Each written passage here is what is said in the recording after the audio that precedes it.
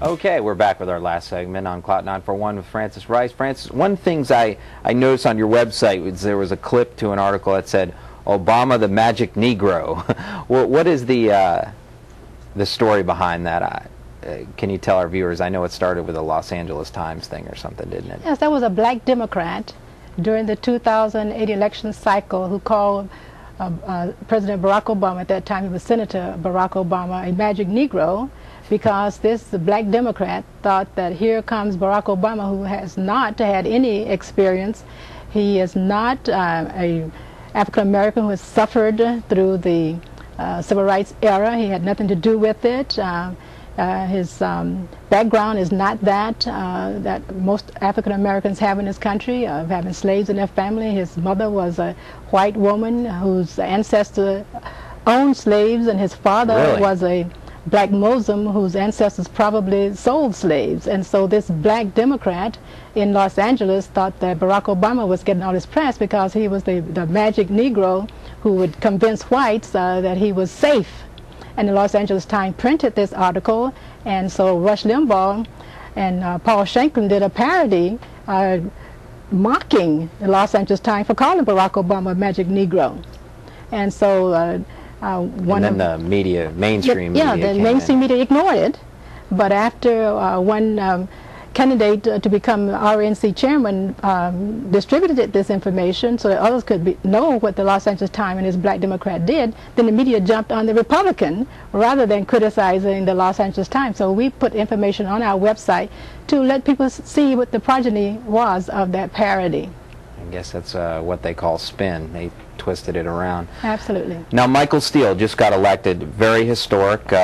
First black head of the Republican National Committee. What do you think about Michael Steele? I think he's a wonderful, conservative, pro-life individual who has our best interests at heart. And you may or may not know, when he was running to become a member of Congress, while he was lieutenant governor in Maryland, the Democrats denigrated him and called him a sellout. They put a cartoon of him on their website with a darkened face, big, thick red lips and nappy hair, and depicted him as a simple Sambo, the way the Democrats depicted blacks in the days of slavery and Jim Crow.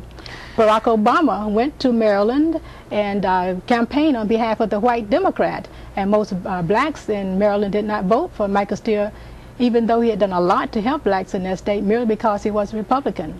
Yeah.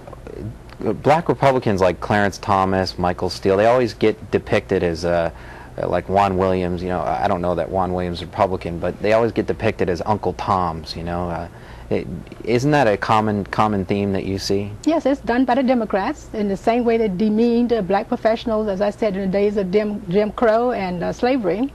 The message that Democrats give to black children is that if you remain poor and on welfare and uneducated and vote for Democrats, we will celebrate your victimhood. But if you get a good education, you become a homeowner, a small business owner, and God forbid, vote for a Republican, we will denigrate you as a sellout, Uncle Tom, Aunt Jemima.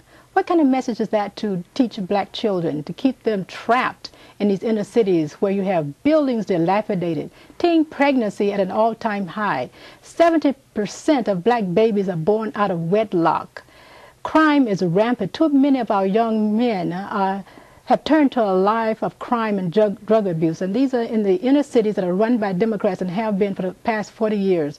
They go into these black communities every election cycle, preach hatred against the Republican Party, and get blacks to cast a protest vote against Republicans and not a vote for Democrats. Over $7 trillion have been spent on poverty programs since the so-called war on poverty in the 1960s.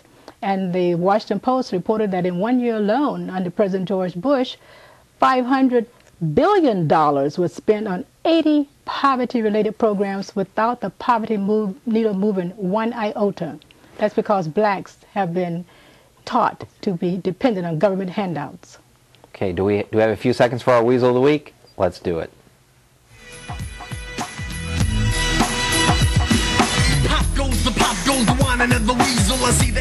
Okay, every once in a while we let our guest pick their own Weasel of the Week. Francis, who would yours be? it would be President Barack Hussein Obama. Wow, that's a big one. That's a big one.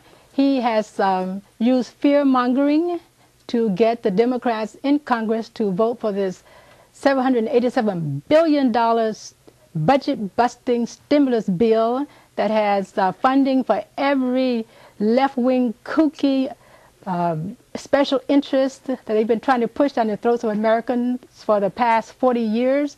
And now they have turned our country into a socialist nation. And within a few years, we're going to be a failed socialist nation because socialism has failed wherever it's been tried. Frances, thank you so much. That's it for Clout 941. Next week, Sheriff Tom Knight. You